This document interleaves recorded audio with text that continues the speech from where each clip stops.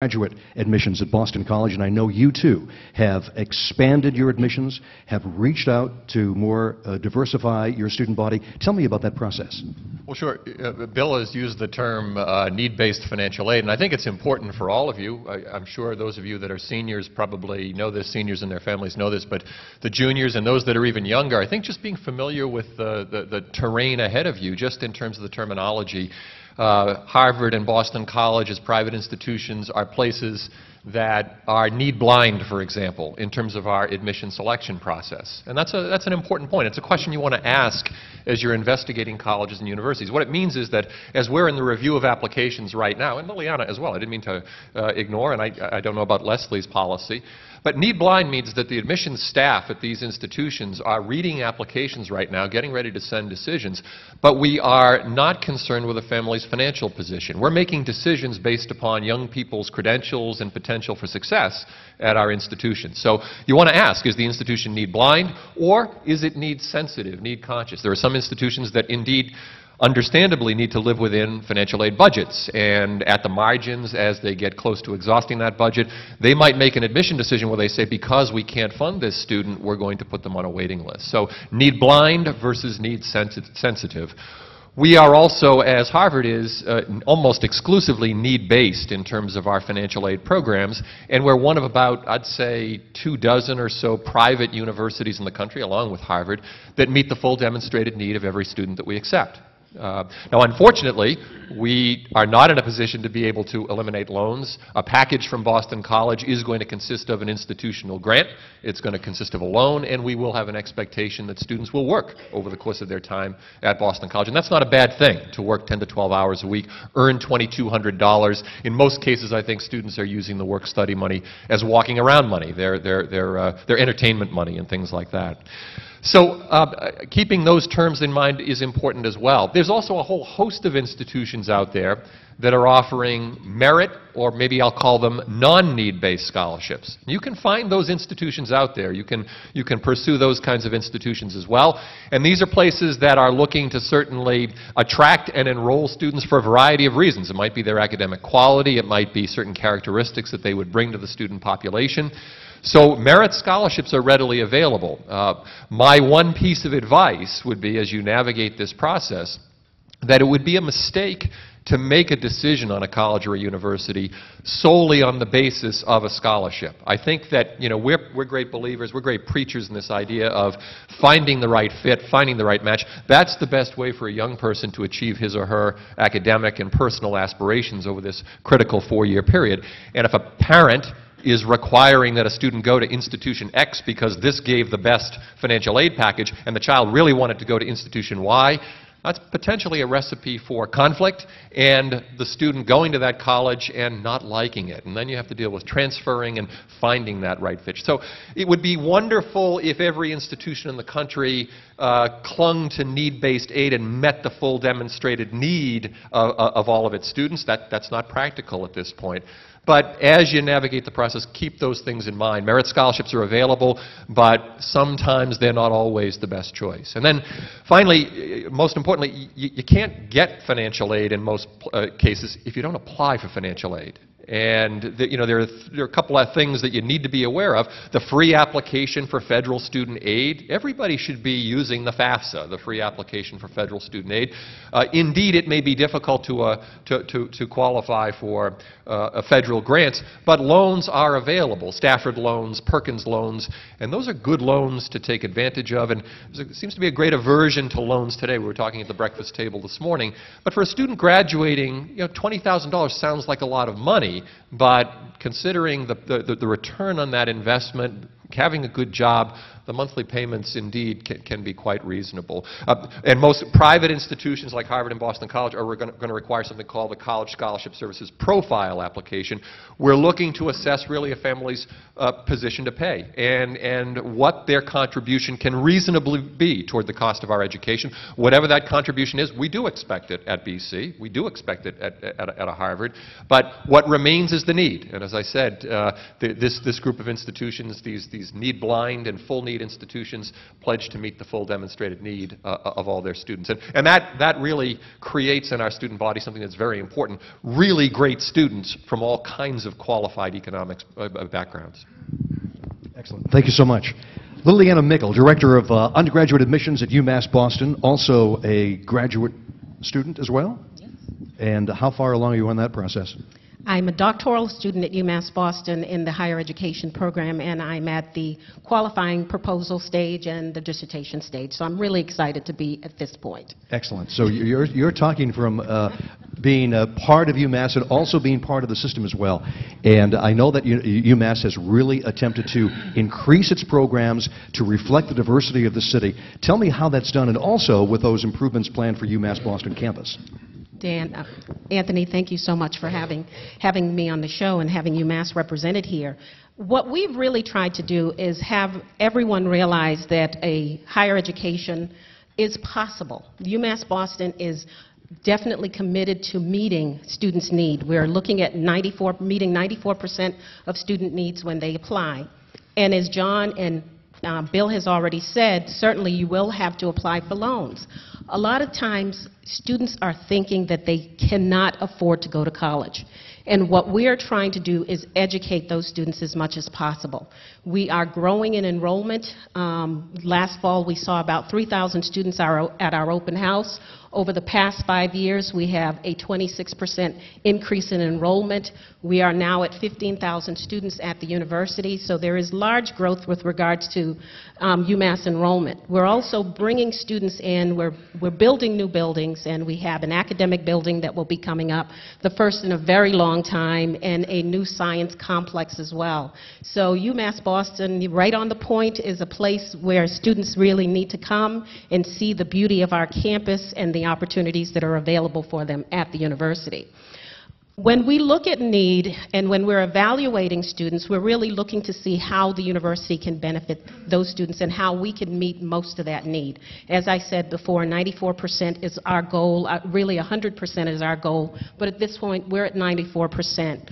We also look at merit-based scholarship opportunities. So as students are applying to the university, we in the admissions office are reviewing those applications and credentials and also determining who may apply or qualify for a scholarship at the university. So we're offering merit-based scholarship, and we've been committed to doing that for years and will continue to do that. One thing we want to get out in the message is that people should not look at the price tag as an only way to make a decision about an institution or the type of institutions that they should apply for. As I speak with students out there, I hear a lot of concerns and a lot of stress over the idea of loans, as Bill was already saying. And they're making decisions based on applying, based on those fears about the idea that they may end up with loans in their packages. And it is a way for us to finance, but we are really trying to limit that at the university. We're trying to provide access and opportunity for all students. We're looking at our students and really evaluating where they're coming from and how we can continue to provide an affordable quality education here at the university. Last year we brought on about 40 new faculty members, which is still our commitment to remain a quality institution. We have a 16-to-1 faculty-student ratio. Our structure of our campus is definitely built to keep our classroom small, so our students get to know the faculty members on a personal basis, and that has been a huge sell for the university and a huge testament of our students when they talk about UMass Boston and how they share their stories. So continue to look at us. We are the only public university here in the city, and we're definitely looking to provide opportunity for the Commonwealth and of Massachusetts, as well as nationally and globally. And we're bringing students from out of state as well as internationally to the university. We have a number of partnerships going on with China and a number of partnerships outside the United States as well. So those are options that we're looking at and trying to make sure that we still provide for students locally right here in Boston. I heard that applications for the new UMass Law School were up 150%. We did hear that, so Jean McCormick at UMass Dartmouth has done a wonderful job of making that happen. So it's really exciting for the university. The first public law school in the state. So it's an amazing place. So for those of you who are thinking that law school is in your plans, look at the University of Massachusetts. We are now available as that option. No offense. That was not a bit. Hey, you know, we're all competitors, right? Our next speaker, Dr. Joseph Moore, the president of Lesley University. I'm so pleased that you're here today to provide insight into the scope of programs that Lesley University provides. And tell me about, Lesley, what you're providing for students and how that has changed as well. Well, I guess I'll talk about Lesley and try to stay within theme here of financing higher education.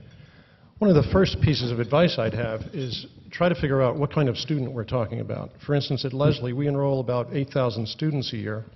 6,000 are graduate students. A little fewer than 2,000 are undergraduate students, both at the traditional Lesley College and the Art Institute of Boston, but also a lot of adult learners.